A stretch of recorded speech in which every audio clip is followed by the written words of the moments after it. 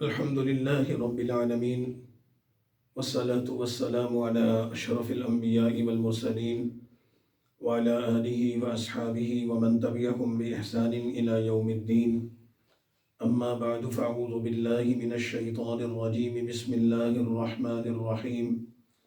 يا أيها الذين آمنوا إنما الخمر والميسر والأنصاب والأغلام رجس من عمل الشيطان فاجتنبوه لعلكم تفلحون. صدق اللہ العظیم. سورۃ المائدہ کی آیت نمبر 90 سے جو سورہ مائدہ کا 12واں رکوع ہے اور 7ویں پارے کا دوسرے رکوع کا نصف ہے، آج ہمارے درس کا آغاز ہو رہا ہے. سورہ مائدہ کی آیات میں اللہ تعالیٰ کی طرف سے ذکر کردہ مختلف احکامات کی فہرست میں کل کے درس کے اختتام پر یہ بات بتائی تھی کہ اللہ تعالیٰ نے سورہ مائدہ کے رکوع نمبر 12 میں یہ بات فرمائی ہے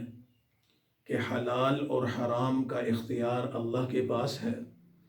جو چیز اللہ نے حرام کی ہے حقیقت میں وہی حرام ہے، اس کے علاوہ کوئی چیز اور حرام نہیں.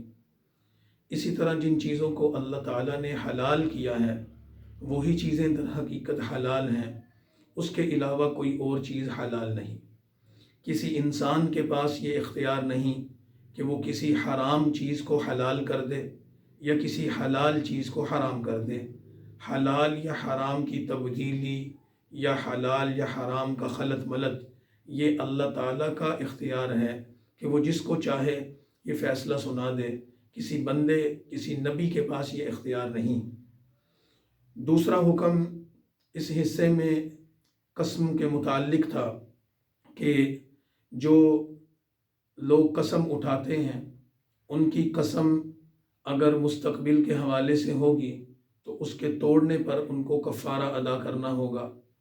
اور جو عام طور پر تکیہ کلام کے طور پر قسم اٹھائی جاتی ہے، ماضی کے کسی واقعہ پر قسم اٹھائی جاتی ہے، اس کے سچا یا جھوٹا ہونے پر کوئی اعتبار نہیں ہے، نہ اس پر کفارہ ہے نہ ہی اس کا کوئی فدیہ ہے، بلکہ اس پر انسان کو استغفار کرنا چاہیے اور ایسی قسموں سے بچنا چاہیے. آیت نمبر 90 سے آج کے درس میں یہ چیز ذکر کی جا رہی ہے کہ مسلمانوں، اللہ تعالیٰ نے جو چیزیں تم پر حرام کی ہیں، تمہارے لیے ممنوع کر دی ہیں، ان میں سے کچھ ایسی چیزیں بھی ہیں کہ جو عرب کے معاشرے میں بہت عام تھیں اور اس کا رواج اور چلن بہت زیادہ تھا، اور آج کی سوسائٹی میں بھی وہ چیزیں بہت عام ہیں. مثال کے طور پر خمر، شراب کے بارے میں بتایا کہ اس سے بچو. اسی طرح ایسی چیزیں جو جوے کی شکل میں ہیں، یا مثال کے طور پر بتوں کی قربان گاہ پر جن جانوروں کو قربان کیا جاتا تھا بتوں کے نام پر، اسی طرح ایسے تیر جن کو پھینک کر یا چلا کر اس سے قمار بازی جوا بازی کی جاتی تھی، قرآن اندازی کی جاتی تھی،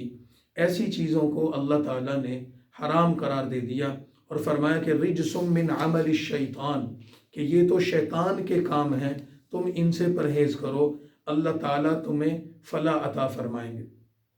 عرب کے معاشرے میں جوا، قمار بازی، بتوں کے نام پر جانوروں کو ذبح کرنا اور شراب کا استعمال بہت زیادہ تھا. تو اللہ تعالیٰ نے یہ بات فرما دی کہ انما یرید الشیطان ان یوقع بینکم العداوۃ والبغضاء فی الخمر والمیسر، کہ شیطان اس چیز کا ارادہ کرتا ہے کہ شراب اور جوے کے ذریعے تمہیں برائیوں میں مبتلا کر دے، تم اللہ اور اس کے رسول کی اطاعت میں آؤ، اور آج سے پہلے جو ہو چکا ہے اس پر اللہ تعالیٰ تمہیں کوئی گناہ نہیں دیں گے. توبہ اور استغفار کر کے آنے والی زندگی کو اپنے لیے خوبصورت بنا لو. اس کے ساتھ ہی سورہ مائدہ کے رکوع نمبر 13 میں پھر مزید کچھ احکامات بیان فرمائے، اور ان احکامات کا تعلق احرام کے ساتھ. کوئی شخص عمرے کا احرام باندھے یا حج کا احرام باندھے تو احرام باندھنے والے محرم کے لیے یہ لازم ہو جاتا ہے کہ احرام کی کچھ پابندیوں کو اختیار کرے، اور وہ پابندیاں اس کے لیے اللہ کا اور اس کے رسول کا حکم ہے، یعنی وہ شرعی احکامات ہیں. ان احکامات میں سے ایک حکم یہ بھی ہے کہ محرم شکار نہیں کر سکتا. تو یہاں پر یہ بات فرما دی کہ احرام کی حالت میں شکار کرنا جائز نہیں، لیکن شکار دو طرح کے ہیں، ایک خشکی کا شکار ہے اور ایک سمندروں یا دریاؤں کا شکار ہے۔ عرب کے لوگ ان کی کھانے پینے اور غذا کی ضروریات کے حوالے سے ایک بڑا دار و مدار شکار پر ہوا کرتا تھا، تو جب وہ لوگ حج یا عمرے کے لیے نکلتے یا ویسے تجارتی قافلوں میں سفر کرتے تو ان کے راستوں میں ان کی غذا کی ضروریات شکار سے پوری ہوتی تھی۔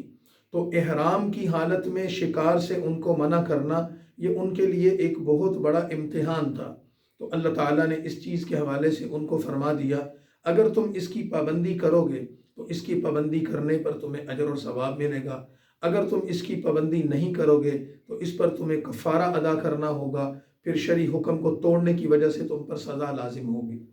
ہاں، یہ اجازت دے دی کہ اگر کوئی بحری سفر کر رہا ہے، سمندر کا سفر ہے، تو وہاں پر ظاہری بات ہے کوئی ایسی غذا میسر نہیں ہوگی، تو پھر سمندری سفر میں اگر کوئی سمندر یا دریا میں رہنے والے جانوروں کا شکار احرام کی حالت میں کر لیتا ہے تو یہ اس کے لیے جائز ہوگا۔ احل لکم صید البحر وطعامہ متاعا لکم وللسیارہ، لیکن خشکی کا شکار حرام ہوگا، اور اگر کسی نے خشکی کی حالت میں کے راستے میں احرام کی حالت میں شکار کیا تو پھر جس جانور کو اس نے شکار کیا، مثال کے طور پر اگر وہ حلال جانور تھا تو اسی کے مثل ہی اس جانور کا کفارہ دینا ہوگا، قربانی دینی ہوگی، اگر وہ حرام جانور تھا تو پھر اس کی کوئی قیمت کی تعیین کی جائے گی۔ اس کے بارے میں فقہاء کرام نے تفصیلات بیان کی ہیں، وہ پھر علماء کرام سے پوچھ کر اس کی پابندی کی جا سکتی ہے اور ان ضروریات کو علماء کرام سے پوچھا جا سکتا ہے۔ جعل اللہ الکعبۃ البیت الحرام، جب احرام کا ذکر آیا، عمرے کا ذکر آیا، حج کا ذکر آیا، تو پھر ضرورت اس کے ساتھ ہی احرام کی حالت میں جس مقام پر انسان پہنچتا ہے اور وہ ہے بیت الحرام، بیت اللہ شریف، کعبۃ اللہ شریف، تو وہاں پر اس شہر کا بھی ذکر کر دیا، اس کعبے کی حرمت کا بھی ذکر کر دیا، اور اللہ تعالیٰ نے یہ بیان فرما دیا کہ کعبہ اللہ کا گھر ہے، اور اس کی خصوصیت ایک یہ ہے کہ اس کے ارد گرد کے علاقے کو اللہ تعالیٰ نے حرم قرار دیا ہے، یعنی وہ حرمت اور امن کی جگہ ہے، وہاں جنگ نہیں ہو سکتی، وہاں قتال نہیں ہو سکتا، وہاں پر فتنہ و فساد نہیں ہو سکتا، وہاں پر احرام کی حالت میں کوئی شکار نہیں کر سکتا۔ حضرت عمر رضی اللہ تعالیٰ عنہ حرم کی حرمت کو بیان کرتے ہوئے یہ فرمایا کرتے تھے کہ اگر میں حرم کی حدود میں اپنے باپ کے قاتل کو بھی دیکھ لوں تو میں اس کے احترام میں، یعنی حرم کے احترام میں کبھی بھی اس پر ہاتھ نہیں اٹھاؤں گا جب تک کہ ہم حدود حرم سے باہر نہ نکل جائیں۔ تو یہ اس کی تعظیم بتا دی، اور اس کے ساتھ ہی اللہ تعالیٰ نے رسول اللہ صلی اللہ علیہ وسلم کے توسط سے مسلمانوں کو یہ ہدایت فرمائی کہ یا ایھا الذین آمنوا لا تسألوا عن اشیاء ان تبد لکم تسؤکم، ایسی چیزوں کے بارے میں جن کی وضاحت نہیں کی گئی اور سوال و جواب ایسی چیزوں کے بارے میں جن کی تفصیلات بیان نہیں کی گئی اور وضاحت نہیں کی گئی، خام خواہ کے سوال نہ کیا کرو، اس وجہ سے کہ اگر تم سوال کرو گے تو ان سوال کرنے کی وجہ سے کچھ ایسی چیزیں بھی تم پر لازم کر دی جائیں گی جس سے تم مشکل میں پڑ جاؤ گے۔ مثال کے طور پر بنی اسرائیل کا واقعہ ہم نے پڑھا کہ ان کو یہ حکم دیا گیا تھا کہ تم گائے ذبح کرو، تو وہ ایک کسی بھی گائے کو پکڑ کر لاتے ذبح کرتے تو کافی تھا، لیکن انہوں نے اللہ سے پوچھنا شروع کیا گائے کی عمر کتنی ہونی چاہیے، اس کی رنگت کیسی ہونی چاہیے، اس کے اندر کیا کیا خصوصیات ہونی چاہیے۔ تو جیسے جیسے وہ سوال کرتے چلے گئے ویسے ویسے وہ ان سوالات کے جوابات کی وجہ سے مقید اور پابند ہوتے چلے گئے اور اس پر عمل کرنا ان کے لیے مشکل ہو گیا۔ اور اسی طرح اللہ کے نبی صلی اللہ علیہ وسلم کو یہ بات فرمائی گئی کہ مسلمانوں کو بتا دیں علیکم انفسکم، اعمال کے اعتبار سے، لوگوں کی اصلاح احوال کے اعتبار سے سب سے پہلے تم پر تمہاری ذمہ داری ہے، تم اپنی اصلاح کرو اور پھر لوگوں کی فکر کرو، اپنی اصلاح کو چھوڑ کر لوگوں کی فکر کرنا یہ درست بات نہیں ہے۔ عرب کے مشرکین کے کچھ غلط عقائد کا ذکر کر دیا، انہوں نے مختلف جانوروں کو جاہلیت کے دور میں اپنے اوپر حرام کر رکھا تھا، اور وہ کہتے تھے کہ یہ جانور مخصوص ہیں، مقدس اور مبارک ہیں، بتوں کے نام پر ان کو متعین کر کے ان کا احترام کیا جاتا، ان کے دودھ نہیں پیے جاتے تھے، ان کا گوشت نہیں کھایا جاتا تھا، ان پر سواریاں نہیں کی جاتی تھیں، تو فرما دیا کہ تم یہ کیوں کرتے ہو؟ کہتے جی ہمیں اللہ نے کہا ہے، بے سند اور جھوٹی بات بیان کرتے۔ تو فرمایا کہ تم نے جو مختلف جانوروں کے نام تجویز کر رکھے ہیں، ما جعل اللہ من بحیرۃ ولا صائبۃ ولا وسیلۃ ولا حام، یہ بحیرہ ہے، صائبہ ہے، وسیلہ ہے اور حام ہے، یہ سارے کے سارے جانور جن کے بارے میں تم نے یہ کہا ہے کہ اللہ نے ہمیں یہ بتایا کہ یہ حرام ہے، تو تم نے اللہ پر جھوٹ اور افتراء باندھا ہے۔ اللہ تعالیٰ نے ایسے کسی جانور کو حرام نہیں کیا۔ یہ اونٹ ہیں، گائے ہیں یا بکریاں ہیں یا اس طرح کے جو بھی جانور ہیں، یہ حلال ہیں، ان کو کھانا حلال ہے، ان کا دودھ حلال ہے، ان کے بچے حلال ہیں، لہذا تم خام خواہ اپنی طرف سے کسی چیز کو بنا کر اور گھڑ کر اس کو اللہ کی طرف منسوب کر دو، یہ تمہارے لیے درست نہیں ہے۔ اور پھر اس سے اگلے آیات میں ایک واقعہ کا ذکر کر دیا کہ دو شخص، کچھ افراد مدینہ سے نکلے، سفر پر گئے، اور سفر میں جاتے ہوئے ایک مسلمان اس میں تجارت کی سفر سے سفر کر رہا تھا، تو ایک مسلمان کا انتقال ہو گیا۔ وہ سفر میں جب بیمار ہوا تو اس نے بیمار ہونے سے پہلے اپنے رفقائے سفر کو کچھ اپنا مال و دولت جو اس کے پاس تھا حوالے کیا اور یہ کہا کہ میری زندگی کا کوئی پتہ نہیں، تم اس سامان کو میرے ورثاء، میرے یعنی کہ والدین اور میرے ورثاء کے حوالے کر دینا اور ان تک پہنچا دینا۔ اور اس نے خاموشی کے ساتھ اپنے سامان اور اپنے مال و دولت کی ایک فہرست بنا کر اپنے سامان ہی میں رکھ دی کہ میرے گھر والے اور ورثاء اس کو دیکھیں گے، ان کو پتہ چل جائے گا کہ پورا سامان پہنچا ہے کہ نہیں پہنچا۔ وصیت کرنے والا مر گیا، اس کے رفقائے سفر اس کے سامان کو لے کر واپس آئے اور اس کے خاندان کے لوگوں کے سپرد کر دیا، اور ایک پیالہ جو سونے اور چاندی سے مرصع تھا اور کو تقریباً کوئی 1000 درہم اس کی قیمت تھی، وہ انہوں نے چھپا لیا۔ ورثاء نے جب سامان کھولا، اس کی فہرست نکالی اور اس فہرست میں دیکھا کہ پیالہ کم ہے، تو انہوں نے لانے والوں سے رجوع کیا، تو انہوں نے پہلے تو انکار کر دیا کہ ہمیں تو پتہ ہی نہیں وہ ہے تھا کہ نہیں، اور پھر کچھ عرصے کے بعد پتہ چلا کہ انہوں نے وہ پیالہ بازار میں فروخت کیا ہے۔ تو اس برتن کی فروخت پر جب ان لوگوں کو اطلاع ملی تو وہ رسول اللہ صلی اللہ علیہ وسلم کی خدمت میں حاضر ہوئے اور آپ صلی اللہ علیہ وسلم کو شکایت کی۔ اللہ کے نبی نے ان کو طلب کیا اور ان سے پوچھا کہ اس حقیقت کو بیان کرو، تو انہوں نے یہ عذر کیا کہ ہم نے پہلے اس وجہ سے بیان نہیں کیا تھا کہ ہماری کوئی بات نہیں مانے گا، لیکن در حقیقت یہ پیالہ ہم نے اس سے مرنے والے سے خرید لیا تھا۔ تو ان سے یہ کہا گیا کہ اگر تم نے اس کو خریدا تھا تو تم اس کا کوئی گواہ پیش کرو۔ ان کے پاس کوئی گواہ نہیں تھا، تو رسول اللہ صلی اللہ علیہ وسلم نے مرنے والے کے ورثاء سے فرمایا کہ تم ثابت کرو۔ انہوں نے قسم اٹھائی، قسم سے انہوں نے مدعی ہونے کے اعتبار سے قسم دے کر اس بات کا اقرار کیا کہ یہ پیالہ اس فہرست میں شامل تھا، اور انہوں نے بددیانتی کی۔ تو اللہ کے نبی صلی اللہ علیہ وسلم نے ان گواہیوں اور شہادتوں کی موجودگی میں ان کے حق میں فیصلہ کر دیا۔ تو یہ آیت یہ بتاتی ہے کہ جب کسی انسان کو موت کی آہٹ محسوس ہونے لگے اور اس کو یہ پتہ چلے کہ لگتا ہے کہ میرا وقت آخری آ گیا ہے، تو اس کو اپنے دنیا کے امور میں، مالی معاملات میں، لین دین کی چیزوں میں اس کو وصیت کرنی چاہیے اور کوشش کرنی چاہیے کہ 2 قابل اعتماد لوگوں کو گواہ بنا لے، تاکہ کل کو کسی چیز کا کوئی اختلاف ہو جائے تو اس اختلاف میں اس کی رہنمائی کرنے والا کوئی موجود ہو اور اس اختلاف میں اس کی وصیت پر عمل کرنے میں آسانی ہو اور وہ گواہ اس پر گواہی دے سکے۔ ساتھ ہی پھر مسلمانوں کو متوجہ کیا گیا کہ دیکھو تمہارے جتنے دنیا کے معاملات ہیں، یہاں پر کبھی کسی چیز کا پردہ پڑا رہتا ہے اور کبھی پردہ اخفا بھی ہو جاتا ہے، تو کوئی چیز پردے سے کے اندر رہے یا لوگوں پر ظاہر ہو جائے، دنیا میں تو یہ معاملات چلتے رہیں گے، لیکن یاد رکھنا کہ تمہارے حلال اور حرام اور تمہارے جائز اور ناجائز ان تمام معاملات کا فیصلہ قیامت کے دن ہونے والا ہے۔ اور پھر قیامت کا ذکر کیا گیا کہ اللہ تعالیٰ قیامت والے دن تمام رسولوں اور پیغمبروں کو جمع کر کے ان سے سوال کرے گا کہ کیا تم نے میری تعلیمات میرے بندوں تک پہنچا دی تھی؟ تو اللہ کے پیغمبر اللہ تعالیٰ کو یہ جواب عرض کریں گے کہ ہم نے اللہ تعالیٰ کی پیغام کو ان کے بندوں تک پہنچا دیا، اب انہوں نے اس پر عمل کیا یا نہ کیا، اس کے جواب دہ وہ بندے ہیں۔ اور پھر سورہ مائدہ کے 15 نمبر رکوع میں جو اس کا سیکنڈ لاسٹ رکوع ہے، حضرت عیسیٰ علیہ السلام کا تفصیل سے ذکر کر دیا۔ حضرت عیسیٰ علیہ السلام کو اللہ تعالیٰ نے دنیا میں پیدا کر کے اپنی قدرت کی نشانی دکھائی کہ وہ بغیر باپ کے اللہ تعالیٰ کے کلمہ کن سے پیدا ہوئے، ان کو اللہ نے اپنا کلمہ اور روح قرار دیا۔ حضرت عیسیٰ علیہ السلام پر اللہ تعالیٰ نے کتنے احسانات فرمائے کہ تکلم الناس فی المہد وکہلا، ماں کی گود میں تھے کہ لوگوں سے انہوں نے کلام کیا۔ اللہ تعالیٰ نے ان کو اپنی کتاب اور اپنی حکمت کی تعلیم عطا فرمائی، تورات اور انجیل کا علم عطا فرمایا۔ وَإِسْتَخْلُقُ مِنَ الطِّينِ كَهَيْئَةِ الطَّيْرِ بِإِذْنِهِ، اللہ کے حکم اور اس کی اجازت سے وہ مردہ پرندوں کو بناتے،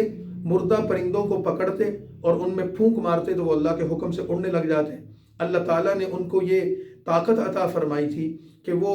برس کے مریض کو، کوڑ کے مریض کو، جو دائمی مریض ہوتا اس کو دم کرتے تو وہ ٹھیک ہو جاتا، حتیٰ کہ وہ اللہ کے حکم سے مردے کے اوپر پھونکتے تو وہ زندہ ہو جاتا۔ تو فرمایا کہ یہ سارے معجزات اللہ نے حضرت عیسیٰ علیہ السلام کو عطا فرمائے، اور حضرت عیسیٰ علیہ السلام کو اپنا پیغمبر اور نبی بنا کر بنی اسرائیل کے سامنے پیش کیا۔ اور پھر وہ قصہ بھی ذکر کر دیا جس پر اس سورت کا نام مائدہ ہے، کہ حضرت عیسیٰ علیہ السلام کے حواریوں نے، یعنی ان کے امتیوں نے ان سے یہ درخواست کی تھی کہ آپ اللہ تعالیٰ سے یہ درخواست کریں کہ ہمارے لیے وہ آسمان سے مائدہ یعنی کہ دسترخوان نازل کرے، جس دسترخوان میں کھانے پینے کی مختلف اشیاء نعمتیں سجی ہوں اور ہم اس کو کھا سکیں۔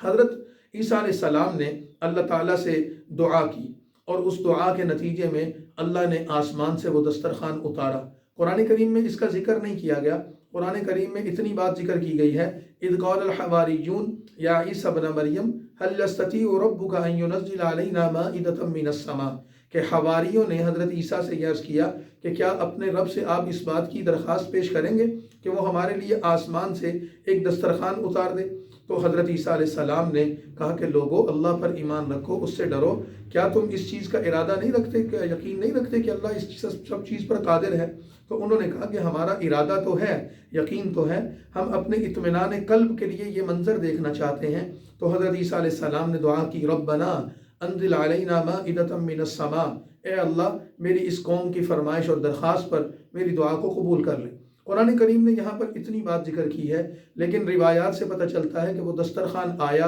لوگوں نے ان نعمتوں سے استفادہ کیا، اور جو لوگ اس دسترخوان کے آنے پر اس کے من جانب اللہ ہونے کے منکر ہوئے، اللہ نے ان کو عذاب میں بھی مبتلا کیا۔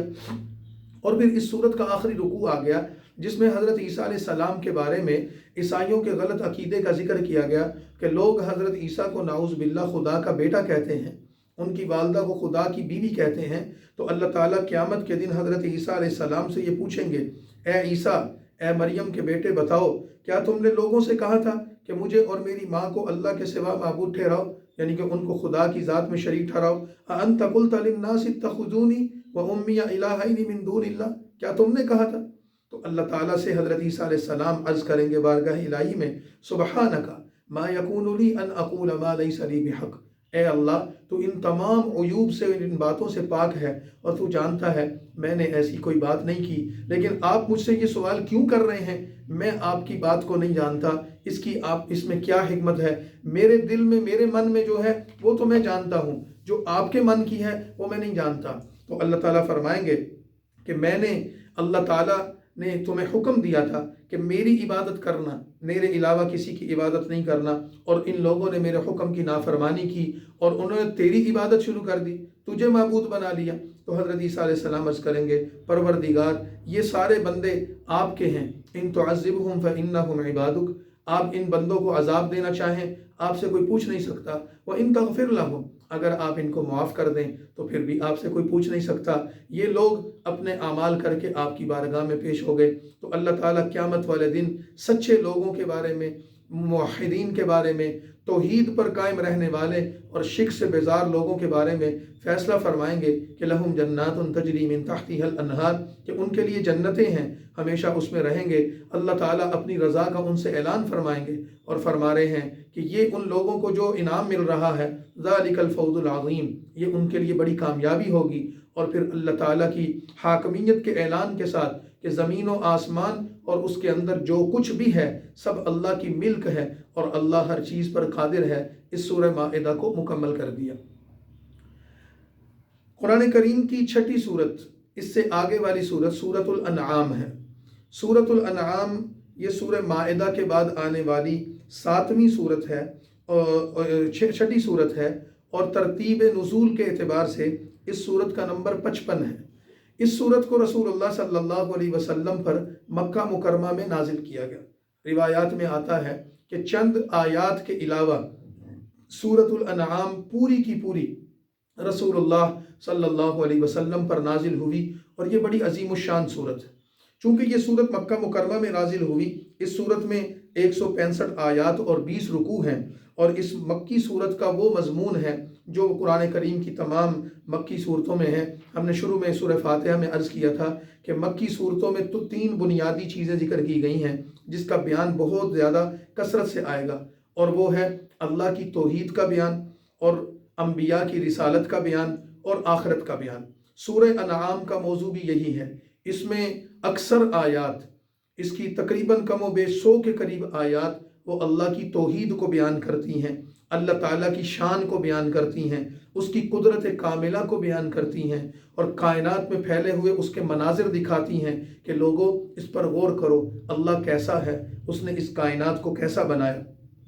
اس کے ساتھ ساتھ پھر نبوت اور رسالت کا ذکر ہے۔ نبیوں کو اللہ نے اپنا نمائندہ بنا کر بھیجا، ان کو وحی دی، ان کو نبوت اور رسالت کا منصب دیا، اور پھر ان پر کافروں کے اعتراضات اور سوالات ان کو ذکر کیا گیا۔ اور اس صورت کا تیسرا موضوع آخرت کا ذکر ہے۔ آخرت کے احوال ذکر کیے گئے کہ اللہ مرنے کے بعد تمہیں زندہ کرے گا، تمہارے مرنے کے بعد تمہیں زندہ کر کے تمہاری زندگی کے اعمال کا تم سے حساب لیا جائے گا۔ اس کے علاوہ کافروں کی طرف سے مسلمانوں پر مکہ کی زندگی میں جو تکلیفیں، پریشانیاں اور مصیبتیں آتی تھیں اس کا ذکر کر کے مسلمانوں کو تسلی دیتے ہوئے صبر اختیار کرنے کی تلقین کی گئی۔ ساتھ ہی کچھ حصے میں یہودیوں کے عقائد اور ان کی بری رسومات کا ذکر کر کے ان کے غلط عقائد کی نفی کر دی گئی ہے۔ برے بیہودہ عقائد جو مشرکین نے بنا رکھے تھے اس کی نفی کر دی گئی۔ اسی طرح ان کے کچھ سوالات اور اعتراضات کے تسلی بخش جوابات دیے گئے۔ اس صورت میں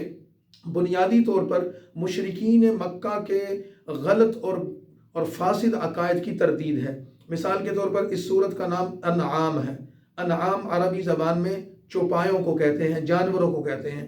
تو مکہ کے لوگوں نے، مشرکین مکہ نے مختلف جانوروں کے بارے میں یہ عقیدہ بنا رکھا تھا کہ یہ جانور حلال ہیں، یہ حرام ہیں، اور یہ بتوں کے نام پر ہیں، جیسے کہ پہلے عرض کیا۔ تو انہوں نے مختلف جانوروں کو اپنے طور پر حرام یا حلال کر رکھا تھا، اس کا معیار مقرر کر رکھا تھا۔ تو اللہ تعالیٰ نے ان چوپایوں کا ذکر کر کے اور مختلف جانوروں کا ذکر کر کے ان کے غلط عقائد کی تردید فرمائی، اور اس صورت کی آیات 136 سے لے کے 142 تک تقریباً آیات میں ان جانوروں کے مختلف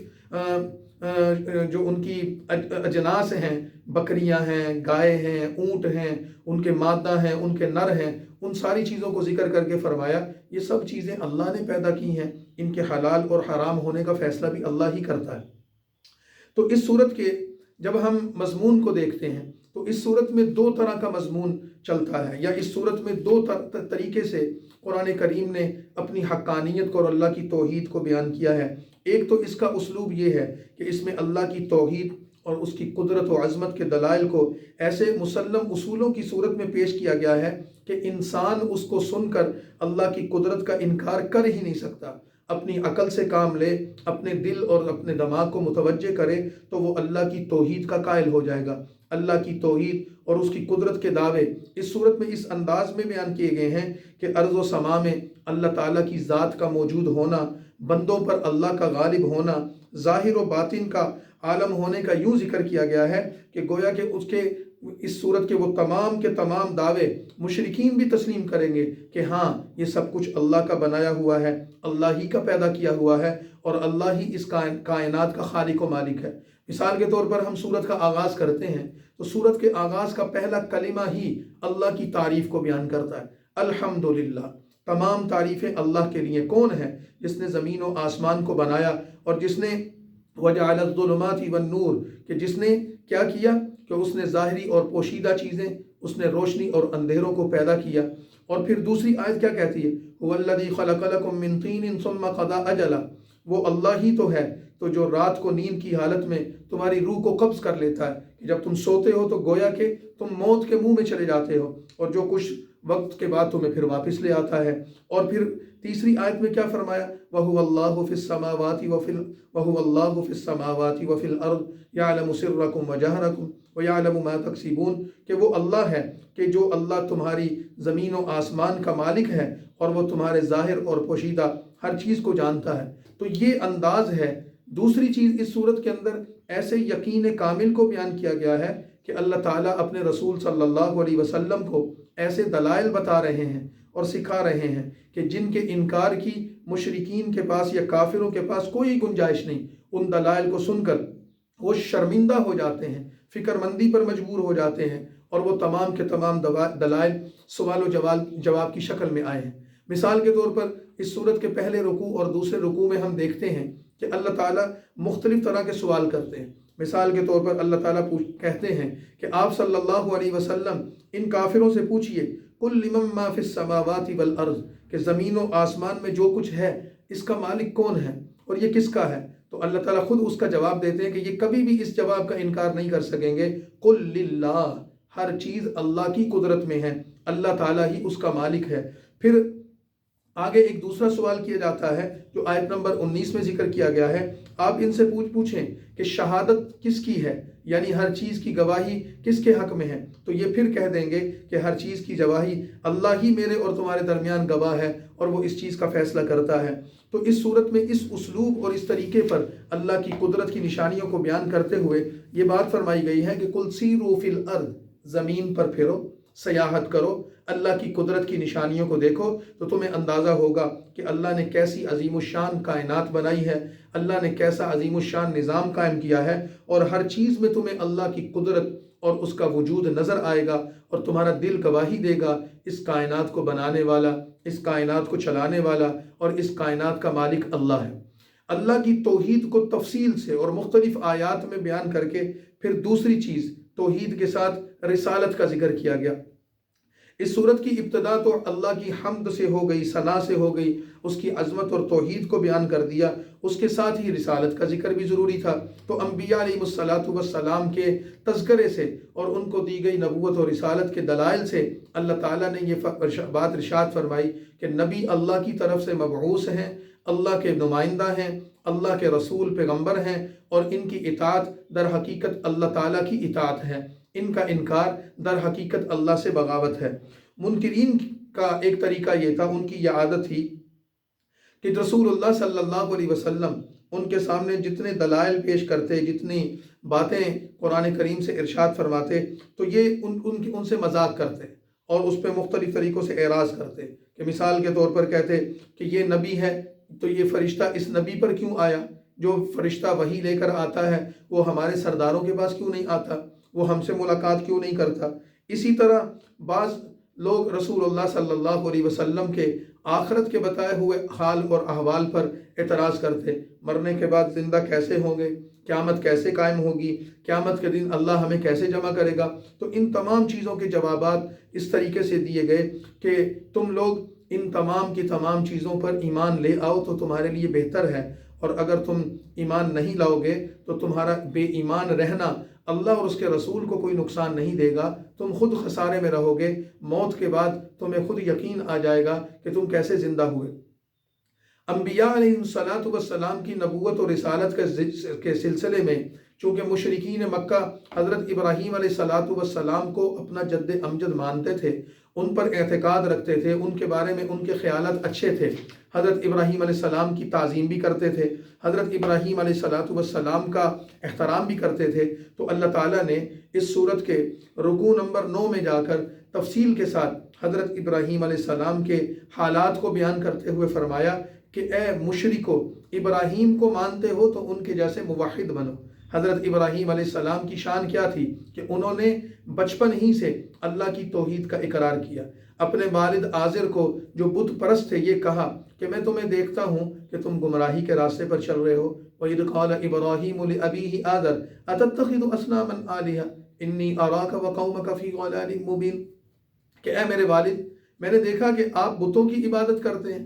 آپ اور آپ کی قوم گمراہی میں پڑی ہوئی ہے، کوئی ستارے کی عبادت کر رہا ہے، کوئی چاند کی عبادت کر رہا ہے، کوئی سورج کی عبادت کر رہا ہے، اور حضرت ابراہیم علیہ السلام نے ابتدائے زندگی ہی سے ان تمام کی تمام چیزوں پر غور کرنا شروع کیا کہ یہ چاند، یہ سورج، یہ ستارے کیا میرے معبود اور خدا ہو سکتے ہیں، میرے لیے نفع بخش ہو سکتے ہیں؟ تو انہوں نے فرمایا کہ نہیں، یہ سارے کے سارے مخلوق ہیں اور یہ نہ نفع دیتے ہیں یا نقصان دیتے ہیں۔ انی وجہت وجہی للذی فطر السماوات والارض حنیفا وما انا من المشرکین، میں تو ایک خدا وحدہ لا شریک کی عبادت کروں گا، میں مشرکوں میں شامل نہیں ہو سکتا۔ اور انہوں نے اس قوم کی طریقے پر چلنے سے انکار کر دیا۔ تو اے مشرکین مکہ، تم حضرت ابراہیم کے پیروکار ہو، تو پھر سورہ انعام میں حضرت ابراہیم کی شان اور ان کے مقام اور ان کی تعلیمات کو ذکر کر کے تمہیں یہ دعوت دی گئی ہے کہ آؤ حضرت ابراہیم کے پیروکار بن جاؤ اور حضرت ابراہیم کے عقیدے کو اختیار کر لو۔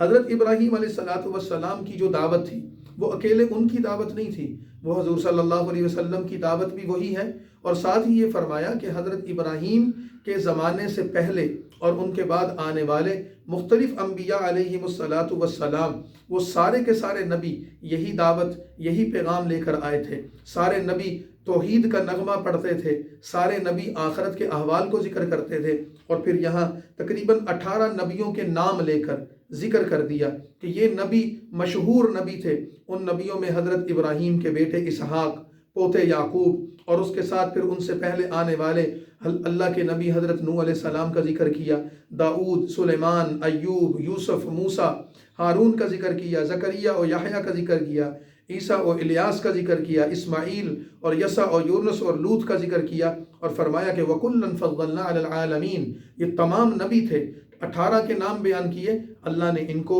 جہانوں پر فضیلت عطا فرمائی۔ اور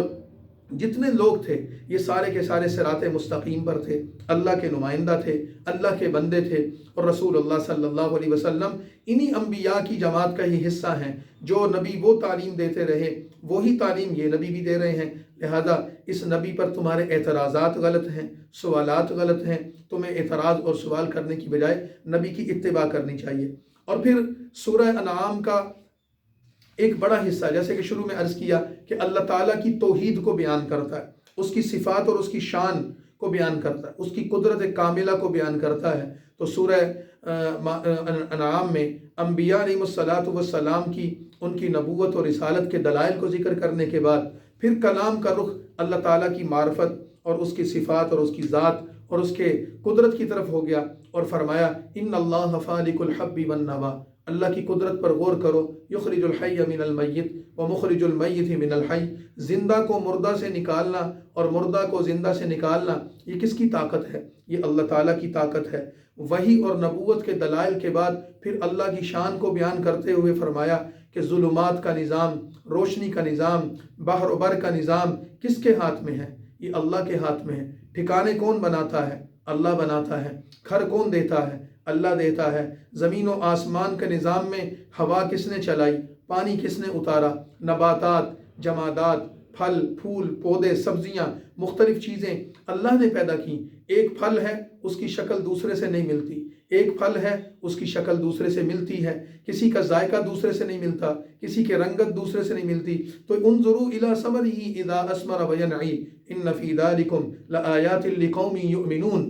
یہ ساری کی ساری چیزیں، یہ ساری کی ساری نشانیاں اللہ کی نشانیاں ہیں، اللہ کے قدرت کے کمالات ہیں۔ تو تم دیکھو کہ اللہ ہے بدیع السماوات والارض، اللہ تعالیٰ نے زمین و آسمان کے نظام کو قائم کر رکھا ہے۔ وَلَمْ تَكُنْ لَهُ صَاحِبَةٌ، اس کا کوئی ساتھی، کوئی مددگار، اس کا کوئی شریک نہیں ہے۔ وَخَلَقَ كُلَّ شَيْءٍ، ہر چیز کو پیدا کرنے والا اللہ ہے۔ ذَلِكُمُ اللَّهُ رَبُّكُمْ، یہ اللہ جس نے اس کائنات کو بنایا، چلایا اور نظام کو تھام رکھا ہے، یہی تمہارا رب ہے، اس کے علاوہ کوئی معبود نہیں۔ خالق كُلِّ شَيْءٍ، اس اللہ کی عبادت کرو جو ہر چیز کا پیدا کرنے والا ہے، اور اس اللہ کو تم اپنی آنکھ سے دیکھ نہیں سکتے، لیکن وہ اللہ ہر چیز کو دیکھتا ہے، ہر چیز پر اس کی نگاہ ہے، ہر چیز اس کی قبضہ قدرت میں ہے۔ یہ تمام کی تمام چیزیں بتا کر مسلمانوں کو کہا دعوت ضرور دو، بتوں کا انکار ضرور کرو، ان کے غلط عقائد و نظریات کی نفی ضرور کرو، لیکن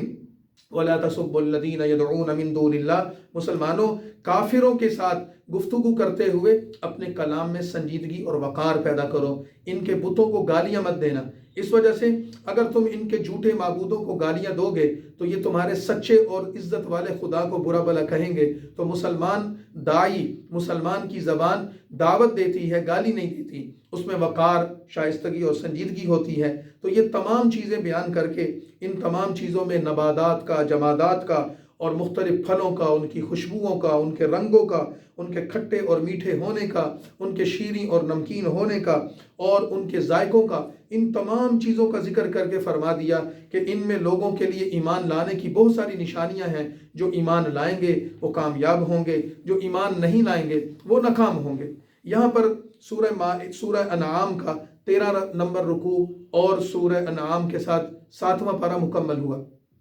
سورہ انعام کے اس 13 نمبر رکوع میں اور 7ویں پارے کے اختتام پر چونکہ رسول اللہ صلی اللہ علیہ وسلم کو اللہ تعالیٰ کی مختلف قدرت کی نشانیاں بیان کی گئیں، اور پھر اس کے ساتھ ہی کہ اللہ تعالیٰ نے اپنے انکار کرنے والوں سے سوال بھی کیا کہ اس اللہ کی قدرت کے سامنے کوئی ہے تمہارے پاس جس کو تم خدا کی بارگاہ میں پیش کر سکو؟ کوئی ہے تمہارے پاس جس کو اللہ تعالیٰ کی بارگاہ میں اس کے مقابل پیش کر سکو؟ اور پھر ساتھ ہی وہ لوگ جو حضور صلی اللہ علیہ وسلم سے یہ کہتے تھے کہ اگر تم سچے ہو تو ہماری مرضی کا معجزہ دکھاؤ، ہماری فرمائش پر معجزات لاؤ، تو اللہ تعالیٰ نے ان کے ان اعتراضات اور سوالات کا جواب دیتے ہوئے 8ویں پارے کا آغاز کیا۔ اور وہ کیا ہے کہ یہ لوگ در حقیقت جھوٹے ہیں۔ اگر ان کو معجزات دکھا بھی دیے جائیں اور ان کی فرمائشوں پر ایسے معجزات دکھا دیے جائیں کہ وَكَلَّمَهُمُ الْمَوْتَى وَحَشَرْنَا عَلَيْهِمْ كُلَّ شَيْءٍ، ان کی فرمائشوں پر، نبی کی دعا پر ایسا معجزہ ظاہر ہو کہ مردے قبروں سے باہر آ جائیں اور آ کر کلام کرنا شروع کر دیں اور زندہ ہو کر ان کو بتانا شروع کر دیں کہ ایک اللہ کی عبادت کرو اور اس رسول کو سچا مانو، تو یہ پھر بھی اللہ کی اطاعت نہیں کریں گے، پھر بھی رسول کی اتباع نہیں کریں گے۔ ان کے دلوں میں کفر اتنا جمع ہوا ہے، ان کے دلوں میں کفر کی چربی اتنی چڑھی ہوئی ہے کہ یہ رسول اللہ صلی اللہ علیہ وسلم کی اطاعت کے لیے تیار نہیں۔ تو ایسی قوم سے جب آپ کا واسطہ پڑا تو آپ غمگین ہونا، صدمے میں آنا، پریشان ہونا یہ ایک فطرتی تقاضا تھا۔ تو اگلی آیات میں رسول اللہ صلی اللہ علیہ وسلم کو یہ کہہ کر تسلی دی گئی کہ اے نبی صلی اللہ علیہ وسلم، آپ کو ان کی مخالفت، استہزاء اور مذاق سے پریشان ہونے کی ضرورت نہیں ہے۔ یہ انسان ہیں، شیاطین ہیں یا جو بھی ہیں، یہ آپ کو کوئی نقصان نہیں پہنچا سکتے۔ اور اس کے بعد ہی رسول اللہ صلی اللہ علیہ وسلم کو یہ تسلی دے کر فرمایا، آپ دیکھیں اللہ تعالیٰ نے آپ کو مختلف معجزات عطا فرمائے ہیں، اور ان معجزات میں سب سے بڑا معجزہ آپ کو قرآن کا عطا کیا ہے جو اللہ کا کلام ہے۔ یہ اللہ تعالیٰ کے کلام کے مقابلے میں کوئی کلام نہیں لا سکتے، اللہ کے دیے ہوئے اس معجزے کا کبھی مقابلہ نہیں کر سکتے۔ اور پھر رکوع نمبر 2 میں رسول اللہ صلی اللہ علیہ وسلم کو یہ بات فرمائی گئی کہ جو لوگ آپ پر ایمان لاتے ہیں وہ قابل قدر ہیں، اور مومن کی مثال اس شخص کی طرح ہے کہ جو زندہ ہوتا ہے اور اسے ہم نے ایک نور عطا کر رکھا ہے، اس نور سے وہ راستہ دیکھتا ہے۔ اور کافر جو آپ پر ایمان نہیں لاتا، اس کی مثال اس شخص کی طرح ہے کہ جو مردہ ہے اور مردہ خود مردہ ہوگا اور اس پر تاریکی مسلط ہو جائے تو وہ کیسے راستہ پا سکے گا۔ ایمان اور ہدایت کو روشنی اور اندھیرے سے مثال دے کر سمجھاتے ہوئے بتایا کہ اعمال کی جزا یا سزا ہوگی۔ اللہ تعالیٰ نے یہ نظام قائم کیا ہے کہ اللہ ہر اچھے یا برے عمل کا جواب دیں گے، حساب لیں گے، اور اس سے لوگوں کو کبھی بھی چھٹکارا نہیں مل سکے گا۔ اور پھر اس کے ساتھ ہی مشرکین کی کچھ ایسی بیماریوں کا ذکر کیا، یا آپ یوں کہہ لیں کہ مشرکین کی کچھ ایسی حماقتوں کا ذکر کیا جو وہ مختلف عقائد کی شکل میں، رسومات کی شکل میں اپنے معاشرے میں انہوں نے لاگو کر رکھا تھا۔ مثال کے طور پر مختلف جانوروں کو یا مختلف چیزوں کو وہ بتوں اور اللہ کے نام پر وقف کرتے تھے۔ مثال کے طور پر فصل پیدا ہوتی تو اس کا ایک حصہ اللہ کے نام پر اور ایک حصہ بتوں کے نام پر۔ جو حصہ اللہ کے نام پر ہوتا اس کو بتوں کے نام پر ملا دیتے یا اپنے مال میں شامل کر کے اس کو کھا جاتے اور کہتے اس سے کوئی فرق نہیں پڑتا۔ لیکن جو بتوں کے نام پر ہوتا اس کی بڑی حفاظت کرتے، اس کو بڑا وقف رکھتے، اس میں کوئی اختلاط نہیں ہونا چاہیے۔ فرمایا کہ یہ کیسے لوگ ہیں کہ اللہ تعالیٰ کے ساتھ شریک بھی ٹھہراتے ہیں اور اللہ کا حصہ مقرر کر کے پھر اس کو ضائع بھی کر دیتے ہیں، حالانکہ اس کو اللہ کی راہ میں دینا چاہیے تھا۔ دوسری مشرکین مکہ کا طرز عمل ذکر کرتے ہوئے بتایا کہ ان کے درمیان ایک حماقت یا ایک بری رسم یہ ہے کہ یہ بیٹیوں کا قتل کر دیتے ہیں، اپنی بیٹیوں کو فقر کی وجہ سے، فقر کے خوف کی وجہ سے قتل کر دیتے ہیں، بزدلی کی وجہ سے قتل کر دیتے ہیں۔ رسول اللہ صلی اللہ علیہ وسلم کی تعلیمات میں بیٹی کو عزت دی گئی، احترام دیا گیا، یعنی یہ رسول اللہ صلی اللہ علیہ وسلم کا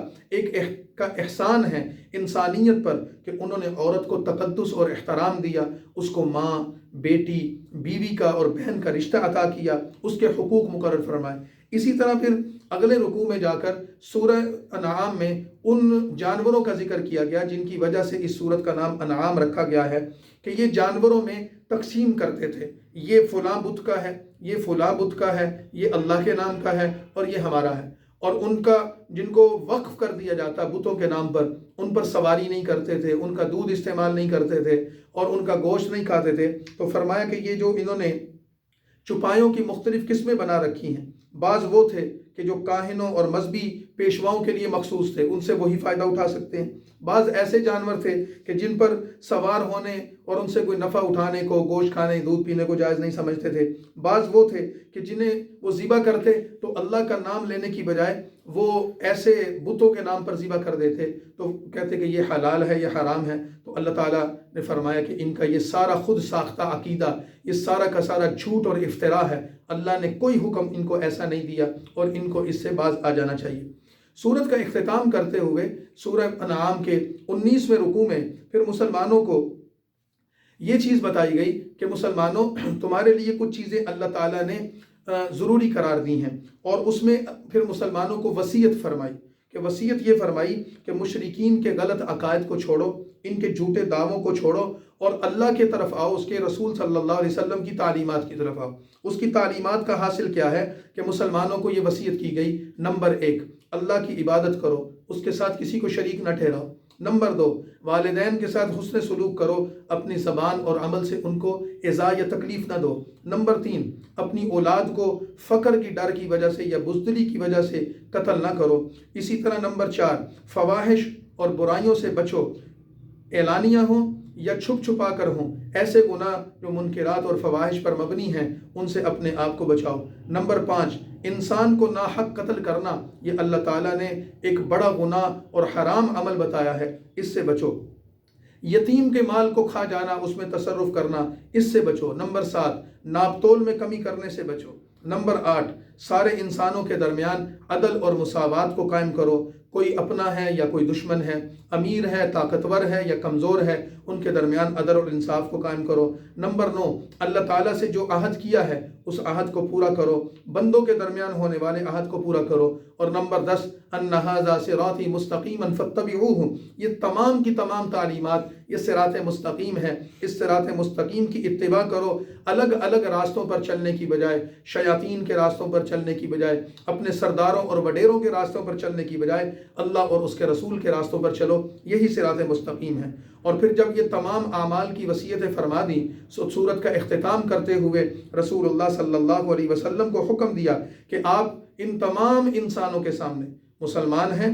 یا کافر ہیں، ان کے سامنے اعلان کر کے کھلم کھلا یہ بات فرما دیں کہ مجھے اللہ نے دین حق کی یہ تعلیمات دے کر بھیجی ہیں، یہ اللہ کا دین صرف میرا دین نہیں ہے، یہ حضرت ابراہیم میرے جد امجد کا دین بھی تھا، اور میں اس دین کو اللہ کے لیے قبول کرتا ہوں، اللہ کے لیے دعوت دیتا ہوں، میرا ہر عمل اللہ کے لیے، قل ان صلاتی و نسکی و محیای و مماتی للہ رب العالمین، کہ میری نماز، میری عبادات، میرا جینا، میرا مرنا، میرے تمام اعمال اور میرے تمام